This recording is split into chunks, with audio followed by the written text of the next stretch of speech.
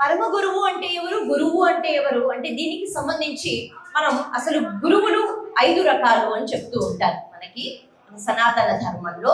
మామూలుగా అయితే సూచక గురువు అంటారు. ఈ సూచక గురువు అంటే అధ్యాపకులు.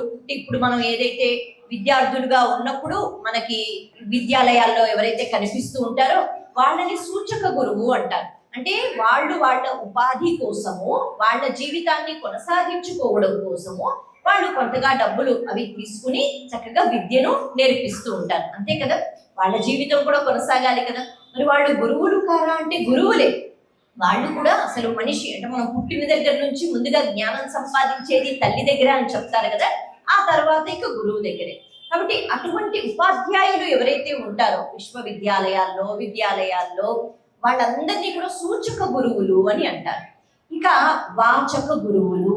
వాచక గురువులు అనేటప్పటికీ వాళ్ళు ఆశ్రమాల గురించి చెప్తూ ఉంటారట.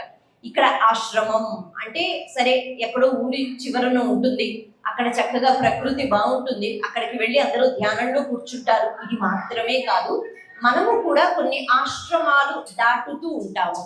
అంటే బాల్యావస్థ ఒక ఆశ్రమం, తర్వాత బ్రహ్మచారిగా ఉన్నప్పుడు ఒక ఆశ్రమం, గృహస్థాశ్రమాన్ని స్వీకరిస్తాం, ఆ తరువాత సన్యాసాశ్రమాన్ని స్వీకరిస్తాం, ఆ తరువాత వానప్రస్థం చిట్ట చివరిది. కాబట్టి ప్రతి ఒక్క ఆశ్రమంలో ఏం జరుగుతూ ఉంటుంది అంటే బ్రహ్మచారిగా ఉన్నప్పుడు కొన్ని బాధ్యతలు, కొన్ని కర్తవ్యాలు, గృహస్థాశ్రమంలో ఉన్న తర్వాత కొన్ని కర్తవ్యాలు, సన్యాసాశ్రమం స్వీకరించిన తర్వాత కొన్ని, వానప్రస్థంలో ఎలా ఉండాలి ఎవరు చెప్తారు? మనకి తోచినట్టుగా మనం ఉంటే ఆ ఆశ్రమాలలో వాటికి విలువ ఉండదు.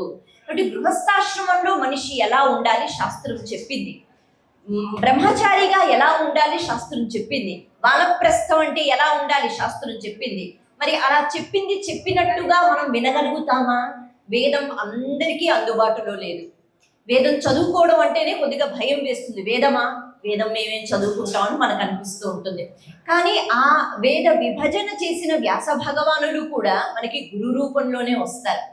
వ్యాస భగవానుడు ఎంత వేద విభజన చేసినా మళ్ళీ ఆ విభజింపబడిన వేదాలను మనం చదువుకోగలుగుతామా? ఎందుకు వేదం యొక్క ప్రస్తావన? ఎందుకు అంటే వేదం మనకి ప్రమాణం. అసలు మనిషి ఎలా బ్రతకాలి వేదమే మనకి చెప్తుంది. కానీ అటువంటి ఆ వేదాన్ని చాలా చక్కగా మనకి చాలా చేరువుగా అంటే మనం అందుకునే స్థాయిలో ఎవరు అందిస్తారు? మళ్ళీ గురువు అందిస్తారు. మరి సాయిబాబా ఎప్పుడైనా కూర్చుని వేదాల గురించి మాట్లాడారా అంటే లేదు.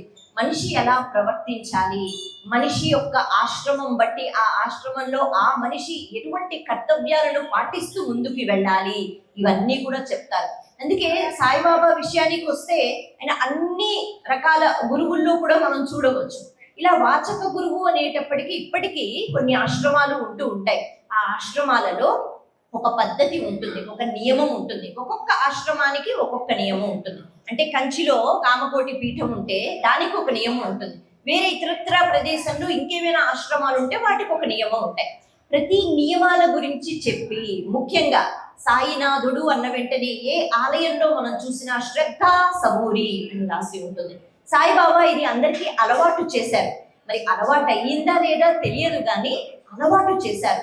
ఎందుకు ఈ 2 పదాలు ఆయన ఎక్కువగా ఉపయోగిస్తారు? సాయిబాబా ఆలయంలో ముందుగా మనకి శ్రద్ధా సబూరి కనిపిస్తుంది. ఈ ఆశ్రమాలలో కూడా ఎవరి ఆశ్రమాన్ని వాళ్ళు పాటించడానికి శ్రద్ధ ఉండాలి. శ్రద్ధ ఉండాలి అంటే చాలా ఓర్పు ఉండాలట. ఎందుకు అంటే శ్రద్ధ సబూరి అంటే మళ్ళీ చాలా ఓర్పుతో మనం ఉండడం. కలియుగంలో పెద్ద ప్రమాదం ఏమిటి అంటే మనిషికి ఓర్పు ఉండదు, సహనం ఉండదు. ఇది కలియుగంలో పెద్ద ప్రమాదం.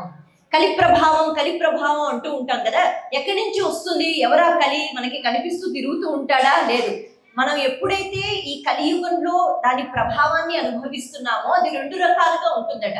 కలి ఒకసారి బ్రహ్మ ఒక సభ ఏర్పాటు చేస్తే కలిని పిలిపించారట. కలియుగ ప్రారంభంలో, ద్వాపర యుగం అయిపోయిన తర్వాత అసలు నువ్వు ఏం చేస్తావు, నీ ప్రభావం ఎలా ఉంటుంది అని అడిగితే కలి అంటాడట 2 విధాలుగా నేను నాశనం చేస్తానంటాడట.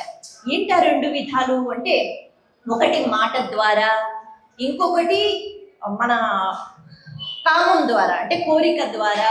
కాబట్టి మనసులో పుట్టిన కోరికలు ఏవైతే ఉంటాయో వాటికి అసలు అంతు అన్నది లేదు. భగవంతుడి దగ్గరికి వస్తాం, ఒక కోరిక కోరుకుంటాం, తీరిపోతుంది, మళ్ళీ కోరుకుంటాం, తృప్తి అన్నది ఉండదు.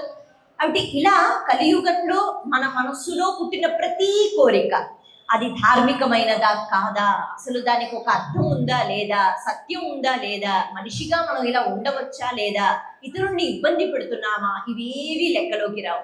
కేవలం మన మనసులో కోరిక మనం తీర్చేసుకోవాలి. ఇలా కోరికల వల్ల పతనం అయిపోతూ ఉంటారు మనుషులు కలియుగంలో, అలాగే మాట వల్ల. కాబట్టి మాట అన్నది ఎంత ప్రమాదకరం. ఒక్కొక్కసారి మన మాట వల్లే అవతల వాళ్ళని మనం చంపేస్తూ ఉంటాం. చంపటము అంటే భౌతికంగా కాదు, వాళ్ళ మనసుని చంపేస్తూ ఉంటాం. కాబట్టి మాట వల్ల, మాట సహాయము అనే మాట వింటూ ఉంటాం. మాట వల్ల ఇతరులకి ఆనందాన్ని కూడా కలిగిస్తూ ఉంటాం. మాట వల్ల ఇతరులకి చాలా బాధను కూడా మనం ఇస్తూ ఉంటాం. అందుకే కలి అంటారట, మాట ద్వారా, కోరికల ద్వారా, కామం ద్వారా నేను పాడు చేస్తాను అని. మరి ఎలా మాట్లాడాలి, ఎలా కోరికల్ని అదుపులో పెట్టుకోవాలి, మళ్ళీ ఎవరు చెప్తారు అంటే ఒక గురువు చెప్తారు. కాబట్టి ఈ వాచక గురువు అన్న గురువు కేవలము ఒక ఆశ్రమంలో కూర్చోవడం అని కాకుండా ఒక పద్ధతి పాటించాలంటే ఎంత ఓర్పు ఉండాలి. ఒక పద్ధతిలో మనం ఏదైనా మనకి ఓర్పు లేకపోతే అబ్బా ఇప్పుడు కూడా ఇది పాటించాలా, ఎవరు పాటిస్తారులే, మనకి నచ్చినట్టుగా మనం ఉంటామని అనుకుంటూ ఉంటాం. కానీ నిజంగా మనం ఎలా ప్రవర్తించాలి, శిష్టాచారం, ధర్మాచారం, ఇటువంటి ఆచారము అనే మాట విన్నప్పుడు ఇది పాటించడం నిజంగా చాలా కష్టం. కానీ అలా పాటించాలంటే మళ్ళీ శ్రద్ధ, ఓర్పు, సహనంతో పాటు శ్రద్ధ ఉండాలి. ఇది బాబా చాలా చక్కగా అందరికీ అర్థమయ్యేటట్టుగా ఆయన చెప్తూ ఉండేవారు.